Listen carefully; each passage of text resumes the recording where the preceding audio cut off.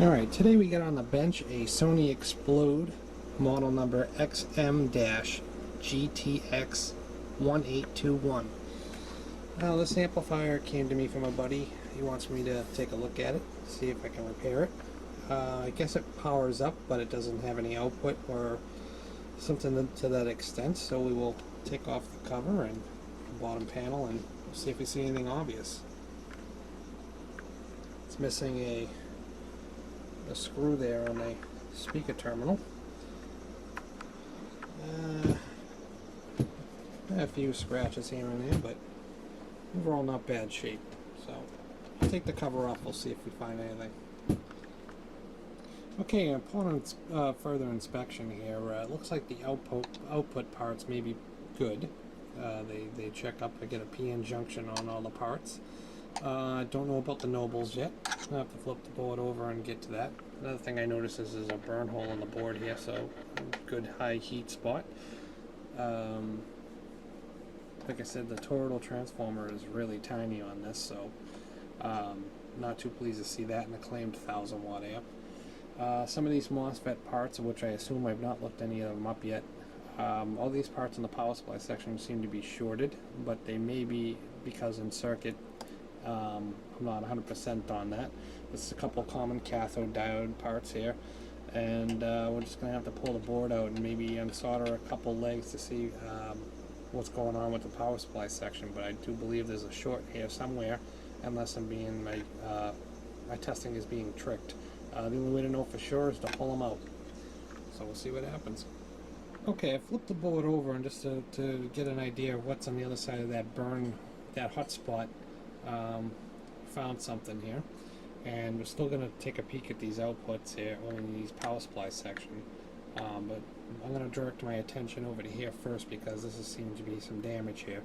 There's some surface mount components that have got eaten alive. They're burnt up, so we're going to try and get in here and get these little tiny components on camera.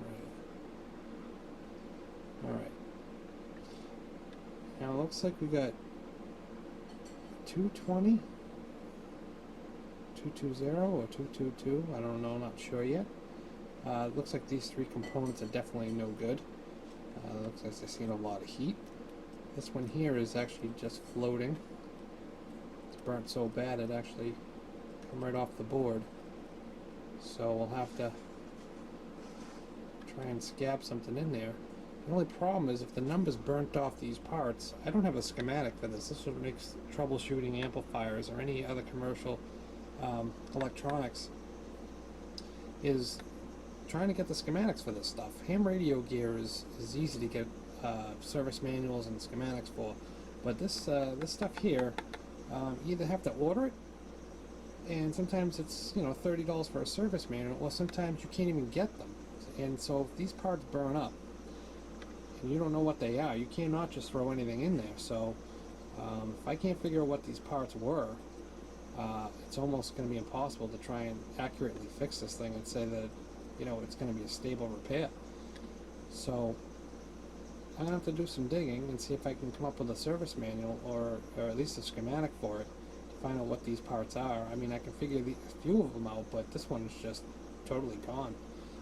So we'll have to take it to the next step. I'll let you know if I have any new news for this.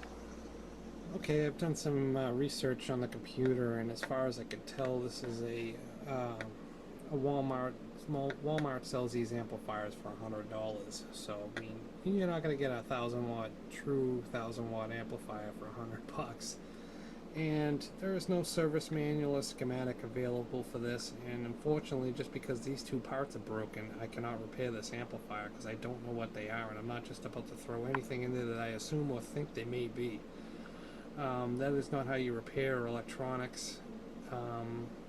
You definitely don't want to just throw some random parts in there that could cause a fire or cause other damage to the amplifier, which is already junk anyway. But it's pretty sad that this may end up in the scrap pile and be a donor for something else, if the guy that wants me to fix this is going to donate it to the cause, or if he wants it back, I don't know. So we'll well, that's about it. That's all we can do with this amplifier, unfortunately. It's really sad because this would have been a nice little tiny repair to easy fix, and you know, without knowing, you know, you can probably spend $50 or just on these 1, 2, 3, 4, 5, 6, 7 parts here, and that's half the value of the amplifier, not including the semiconductors that are the surface mount stuff that's damaged, and God knows if these little transistors are part of the problem too. So there's no point of putting any real time or money into this for a $100 amplifier. You can walk in Walmart right now, 10 miles from me, and buy this amplifier for $99. So yeah, it's too bad, but Sony, as soon as I saw the board, and I knew it was one of Sony's lower end products for sure. So that's where you got to actually tip your hat and bury it, because you got to know you got to know the line. You don't want to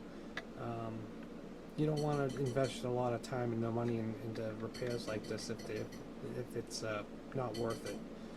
So that's about it.